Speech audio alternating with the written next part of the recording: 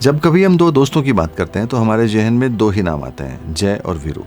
कहते हैं कि इनकी जोड़ी एकदम जय वीरू की तरह है जब भी हमें दो दोस्त नजर आते हैं। आज हम अपने पॉलिटिकल किस्से में भारतीय राजनीति के जय और वीरू के बारे में बात करने जा रहे हैं, जो पिछले 35 सालों से एक दूसरे के पूरक बने हुए हैं। आप एकदम सही समझ रहे हैं, हम बात कर रहे हैं प्रधानमंत्री नरेंद्र मोदी और केंद्रीय गृह मंत्री अमित शाह की जोड़ी की। शायद राजनेताओं की ऐसी जोड़ी कभी किसी ने नहीं देखी होगी।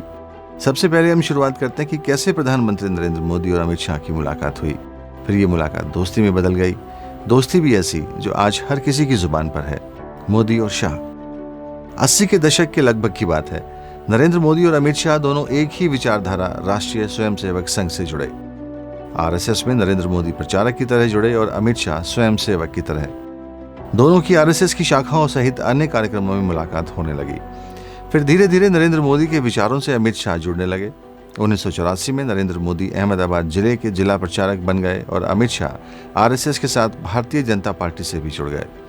इसके बाद दोनों की मुलाकातों का दौर भी बढ़ा और घनिष्ठता भी बढ़ने लगी।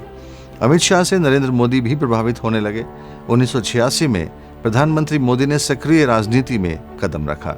बीजेपी ने उन्हें गुजरात का संगठन महामंत्री बना दिया।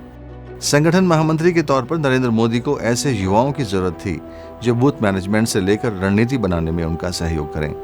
इस काम के लिए उन्हें सबसे उपयुक्त लगे अमित शाह, तो उन्होंने अमित शाह को महत्वपूर्ण जिम्मेदारी सौंप दी।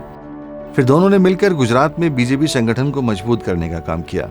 इन सब के साथ ही नरेंद्र मोदी गुजरात बीजेपी में केशुभाई पटेल और शंकर सिंह वाघेला जैसे नेताओं की श्रेणी में आ गए। 1987 में गुजरात में पहली बार एक यात्रा निकली जिसे न्याय यात्रा कहा गया। इस न्याय यात्रा में नरेंद्र मोदी और अमित शाह दोनों की महत्वपूर्ण भूमिका रही। इसके बाद 1989 में शक्ति यात्रा निकाली गई। इस शक्ति यात्रा में भी इन दोनों के ही कंधों पर सारा दारोमदार था। 1990 में गुजरात में सोमनाथ मंदिर से अयोध्या के लिए रथ यात्रा की शुरुआत हुई। इसके आयोजन में भी दोनों की महत्वपूर्ण भूमिका रही। रथ यात्रा की सफलता के बाद तत्कालीन बीजेपी के राष्ट्रीय अध्यक्ष मुरली मनोहर जोशी ने नरेंद्र मोदी को देशव्यापी यात्रा का आयोजक बनाया, जो तमिलनाडु से शुरू हुई थी और जम्मू कश्मीर के श्रीनगर में तिरंगा फहराने के बाद समाप्त हुई थी। लेकिन 1996 में गुजरात के राजनीतिक घटनाक्रम बदले। शंकर सिंह वाघेला ने गुजरात में बीजेपी सरकार गिराने की कोशिश की। इस घटनाक्रम के लिए नरेंद्र मोदी को भी सजा मिली और उन्हें गुजरात छोड़कर दिल्ली भेज दिया गया। यह इन दोनों की दोस्ती की पहली परीक्षा थी। इस समय में अमित शाह हमेशा नरेंद्र मोदी के साथ रहे।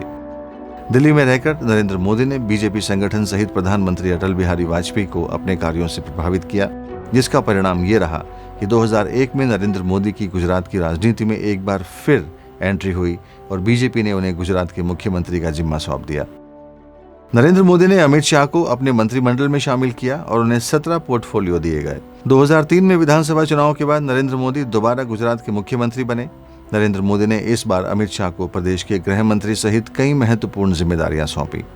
2010 में अमित शाह सोहराबुद्दीन मुठभेड़ में घिरते नजर आए, जिसमें उन्हें जेल तक जाना पड़ा।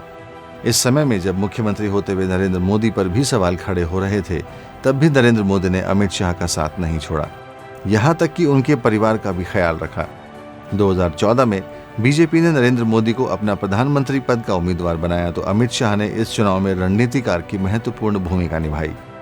चुनाव बीजेपी के पक्ष में रहा, नरेंद्र मोदी प्रधानमंत्री बने। नरेंद्र मोदी ने भी इस विश्वास को आगे बढ़ाते हुए अमित शाह को बीजेपी का राष्ट्रीय अध्यक्ष बना दिया। 2019 के लोकसभा चुनाव के बाद नरेंद्र मोदी दोबारा प्रधानमंत्री बने, तो उन्होंने अमित शाह को केंद्रीय मंत्रिमंडल में शामिल किया और अपने बाद सबसे प्रभावशाली पद देते हुए देश का गृह मंत्री बनाया। आज ये जोड़ी देश की ही नहीं बल्कि पूरे विश्व की सबसे सफल जोड़ी बन गई है। दोनों की जोड़ी ने सबके दिलों पर छाप छोड़ते हुए भारतीय जनता पार्टी को विश्व की सबसे बड़ी राजनीतिक पार्टी बना दिया है। इस जोड़ी की सबसे खास बात यह है कि प्रधानमंत्री नरेंद्र मोदी के किसी भी विजन को अमित शाह मिशन बना देते हैं।